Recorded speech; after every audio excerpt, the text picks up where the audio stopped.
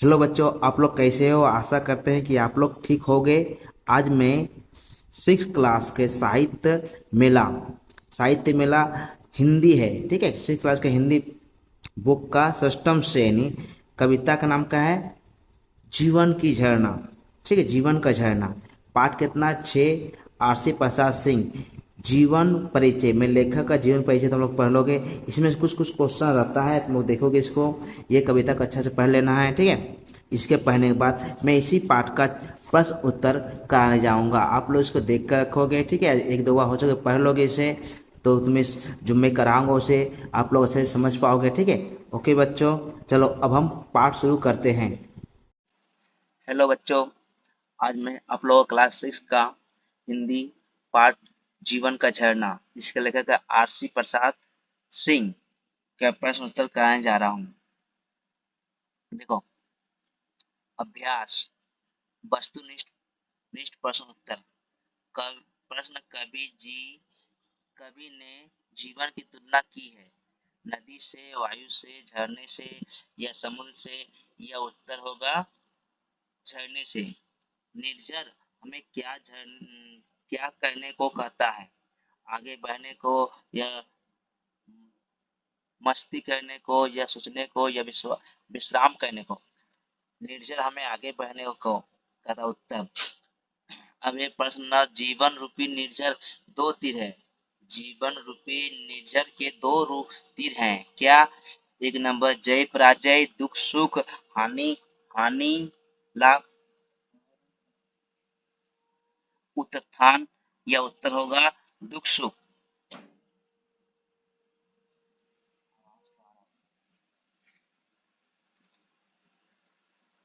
अब देखो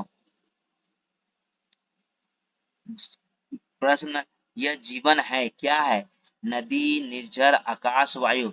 उत्तर होगा निर्जर। प्रश्न, निर्जर का जन्म कहाँ से हुआ था? पर्वत के भीतर, जल में, तालाब में या आकाश में। उत्तर होगा पर्वत के भीतर। प्रश्न है, जीवन का झरना किसकी रचना है?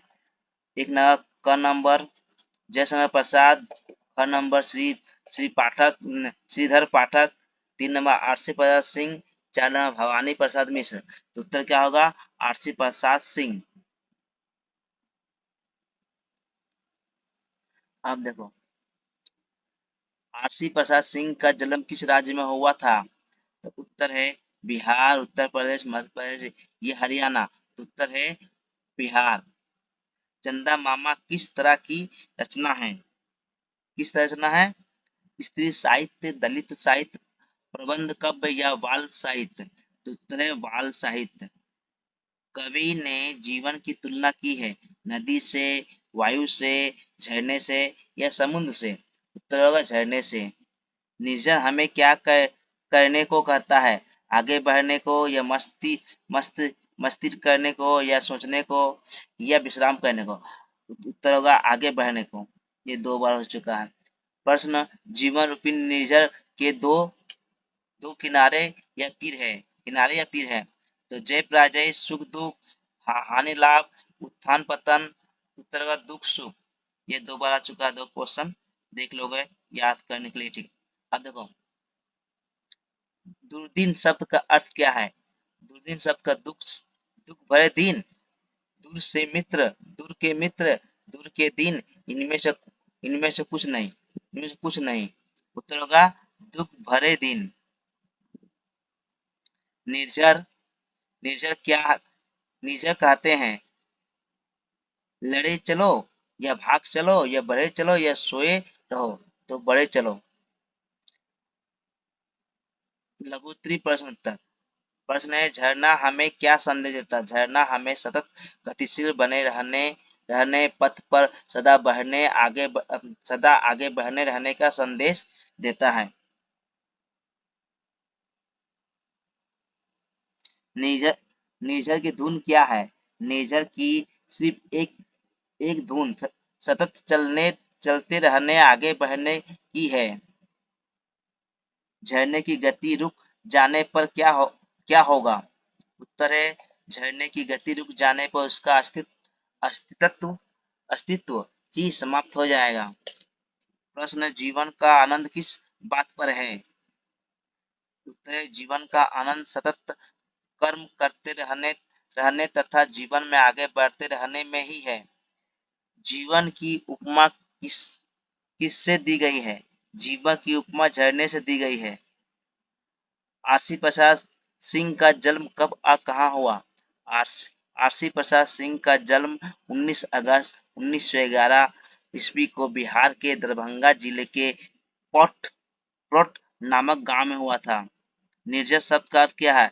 निर्जर झरने का पर्याय है और झरना जीवन की गतिशील का। झरना हमें क्या संदेश देता है? झरना हमें निरंतर आगे बढ़ने का बढ़ने रहने का संदेश देता है। निर्जर हमें निरंतर आगे बढ़ने का संदेश देता है। निर्जर हमें क्या संदेश देता है? निर्जर निर्जर की एक ही धुन है, सतत चलते रहने की। झरने की गति रुक जाने पर क्या होगा? झरने की गति रुक जाने पर वह सूख जाएगा, अर्थात उसकी मृत्यु हो जाएगी। जीवन का आनंद किस बात पर है? जीवन का आनंद सतत आगे बढ़ना, मुसीबतों को हराकर पार करना तथा दुख सुख दोनों में अविचलित होते हुए है। अब बेघर चलते रहने में। अब बोधमूलक प्रश्न उत्तर।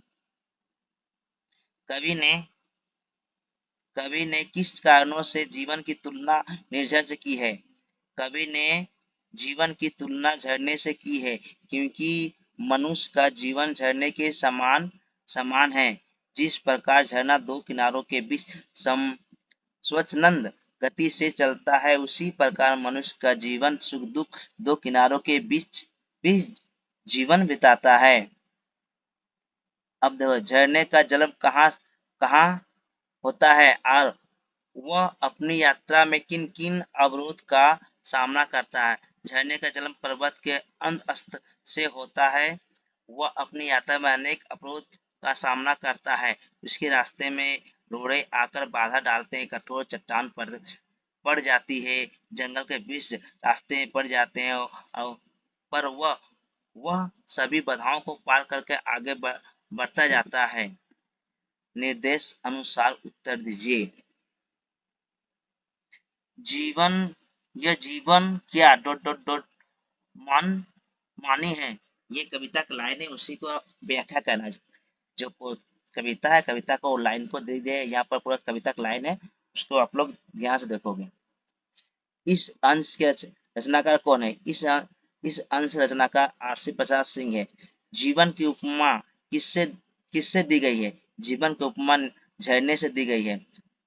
उपयुक्त उपयुक्त अंश का भाव स्पष्ट कीजिए। यानी जो कविता है ये जीवन का झरना क्या है मन मानती है। इसका उत्तर क्या होगा? उत्तर प्रस्तुत पंक्ति जीवन का झरना पाठ से उद्धृत किया गया। इसके इसके कवि आरसी प्रसाद सिंह हैं। यहाँ कवि ने जीवन की तुलना झरने से की है। यह संदेश देता है कि झरने की तरह मनुष्य को सदा गतिशील रहना चाहिए, क्योंकि गतिशील ही जीवन है। मनुष्य का जीवन झरने के समान है। इसके जीवन की खुशियां ही उसका जल है। जिस प्रकार झरना दोनों किनारों के बीच स्वच्छंद गति से आगे आगे बढ़ता है, उसी प्रकार मनुष्य का दुख सुख इन दो तीरों के बीच जीवन जीता रहता है। अब देखो दूसरा लाइन है कविता का। चलना है, केवल चलना है, डॉट डॉट डॉट डॉट है। निर्झर झर कर यह कहता है। यह कविता का पंक्ति दिया गया उठाकर, उसी में से क्वेश्चन आंसर है। यह अंश किस पाठ से लिया गया है? यह अंश जीवन का झरना पाठ से लिया गया है। उपयुक्त अंश का भाव स्पष्ट कीजिए। ये कविता जो 7वीं लाइन में व्याख्या कीजिए। इसका ये इस लाइन का व्याख्या देखो नीचे कर दिया गया है, ये है ना, ये है उपयुक्त। यही इसी का जो नीचे ये वाला है उसी का ये 2 नंबर, ये 2 नंबर।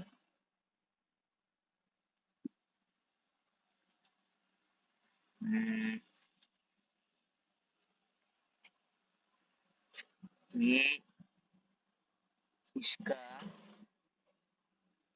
इसी का उत्तर यहाँ से ये है। ठीक है, अब देखो बाधा अब देखो यहाँ ये भी नहीं है, ये भी नहीं, जो नीचे बाधा है ना वो भी नहीं है, ये ये भी नहीं है, ये दोनों नहीं है। ठीक है, ये दोनों नहीं है। अब देखो